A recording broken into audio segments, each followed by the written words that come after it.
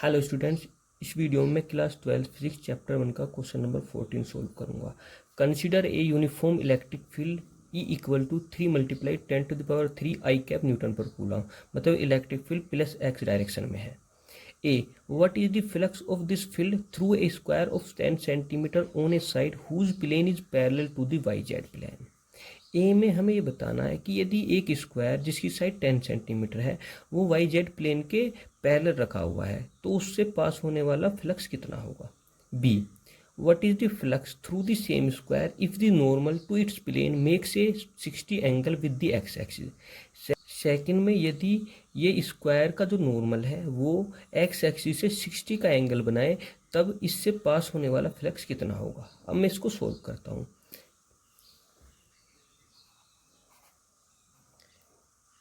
ए सबसे पहले इसका डायग्राम बनाते हैं। मान लो ये एक्स एक्सिस है, ये वाई एक्सिस और ये जेड एक्सिस। तो जो हमारा स्क्वायर है वो वाई जेड प्लेन के पैरेलल है। मतलब इस तरह से वाई जेड प्लेन के पैरेलल ये ऐसे रखा हुआ है। ठीक है, यहाँ पर जो ई की डायरेक्शन है वो इस डायरेक्शन में है और इसका जो एरिया वेक्टर होगा वो भी इसी डायरेक्शन में होगा।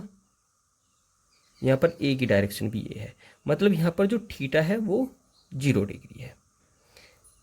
अब हम लिख लेते हैं जो यहाँ पर गिवन है। Given E equal to 3 multiply 10⁻³ newton per coulomb. Side L equal to 10 centimetre. इसको मीटर में कन्वर्ट करेंगे तो 100 से डिवाइड करेंगे मीटर और L इक्वल टू 0.1 मीटर। यहाँ से अगर इसका एरिया कैलकुलेट करेंगे तो एरिया इक्वल टू होता है L स्क्वायर, मतलब साइड का स्क्वायर, और area A equal to 0.1 multiply 0.1 equal to 0.01। ये एरिया की वैल्यू आएगी मीटर स्क्वायर में। And theta equal to 0 degree.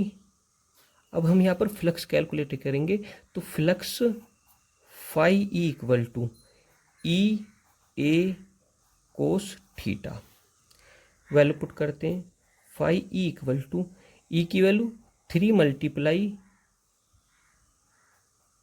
10⁻³ A 0.01 multiply cos 0।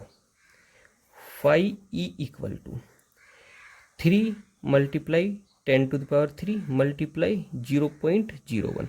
कोस 0 की वैल्यू होती है 1 और फाई ई इक्वल टू 3 10⁻³ की मल्टीप्लाई जब इसमें करेंगे 0.01 में, देखो 10⁻³ को लिख सकते हैं 1000 मल्टीप्लाई 0.01 और फाई इक्वल टू 3 मल्टीप्लाई। अब मल्टीप्लाई करेंगे जब इनकी आपस में तो यहाँ से आएगा 10 और फाई ई इक्वल टू 30 और फ्लक्स की जो यूनिट होती है newton metre square upon coulomb. ये हमारा फर्स्ट आंसर हो जाता है।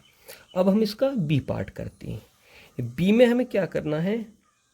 बी में ये जो एरिया है इसका एक्स एक्सिस के साथ एंगल 60 डिग्री है। तो अगर मैं इसका फिर से डायग्राम बनाऊं, ये एक्स एक्सिस है, ये वाई एक्सिस है और ये जेड एक्सिस है। तो अब की बार जो यहाँ ये प्लेन बन रहा है इनका, इसका जो एंगल है वो एक्स एक्सिस से ये 60 डिग्री है। अब यदि यहाँ पर मैं फ्लक्स कैलकुलेट करूँगा सेकेंड पार्ट में तो phi E equal to E A कोस 60 और phi E equal to E की वैल्यू फिर से 3 मल्टीप्लाई 10⁻³, ए की वैल्यू 0.01 कोस 60। कोस 60 की वैल्यू होती है 1/2 और phi E equal to 3 multiply 10⁻³ को अगर 1000 लिखेंगे तो ये लिख देंगे इस तरह मल्टीप्लाई 0.01 मल्टीप्लाई 1/2 और phi E equal to 3 multiply 1000 की मल्टीप्लाई 0.01 में करेंगे तो यहाँ से 10 आएगा, मल्टीप्लाई 1/2, 2 से 5 टाइम्स, या फिर 5 ई इक्वल टू 3 5 जा 15 न्यूटन मीटर स्क्वायर पर कूलम।